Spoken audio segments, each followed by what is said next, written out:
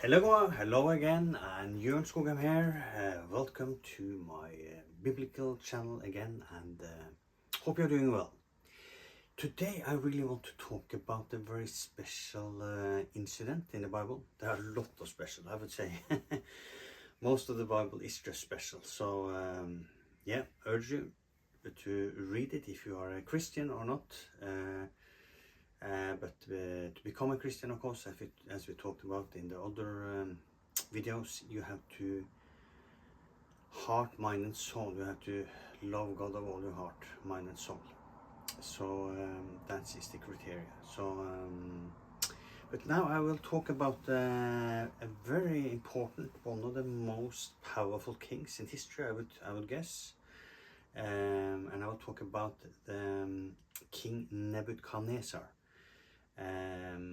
As you have probably read about, for those of you that read the Bible, in Daniel.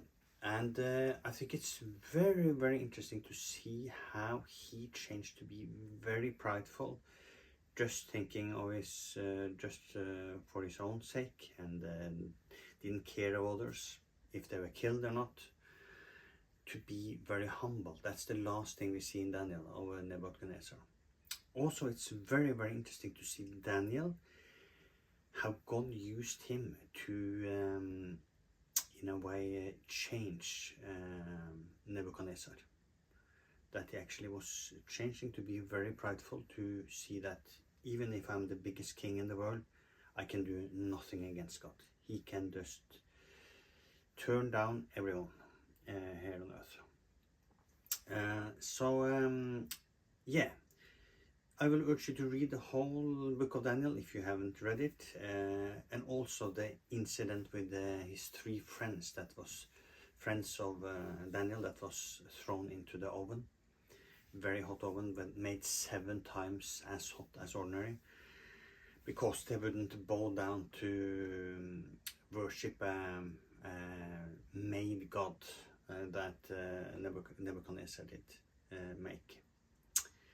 So he was also, I think that also was, and when they was still alive, walking out from this super hot oven, that killed the guards that threw them in, because it was so hot. But they were not killed at all. And this 4th person in the oven, probably Jesus, also I think it made a big impression on him. But let's just read the last verses that you can read about Nebuchadnezzar, that first wanted to kill all his, how to say, people around him, that witchcraft people, and also Daniel and his friends, because they could see the dream that he had. He didn't tell them anything, they should just know the dream by themselves. From that stage to be very humble. So this is the last, but we need, all of us, we need to be humble to go watch God, because he's the creator and he can do whatever. But he's very, very merciful, extremely merciful, I would say. Yes, and he is love, as it is said. We'll come back to that later. And here is the last words of Nebuchadnezzar, after he was actually crazy and just living like an ox eating grass, and was thrown out as a king. But this is the last verse.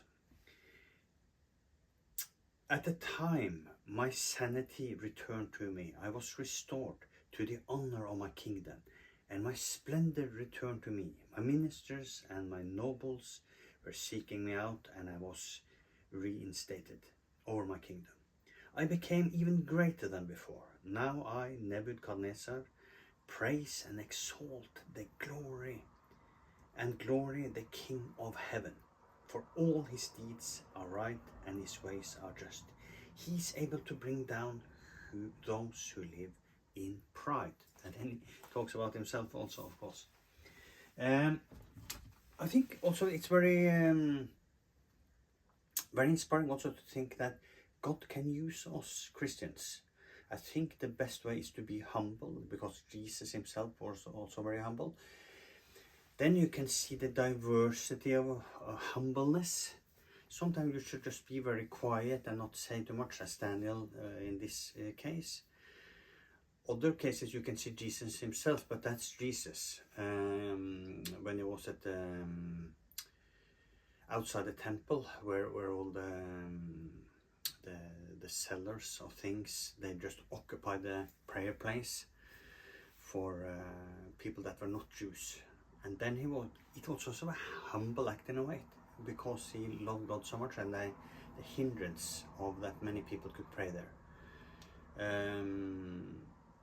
You also can see the tongue of Paul, the Apostle Paul, and he's pretty sharp in a lot of the letters, but it's that is needed. He's humble to God in a way, but I think in this way with Daniel, and I think for us also, if we are mistreated, it could be work, example, it could be so many things, just pray to God, put it in his hands, and perhaps the people that are doing evil to you will actually change, because they will see the miracle God is doing through you.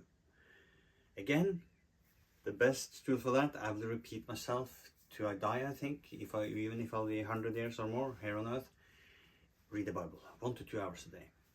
So, but that is just a very inspiring story, and yeah, just the story itself, but it can also inspire you to do the same as a Christian. So that was that. Wish you a wonderful day, and see you next time. Bye bye.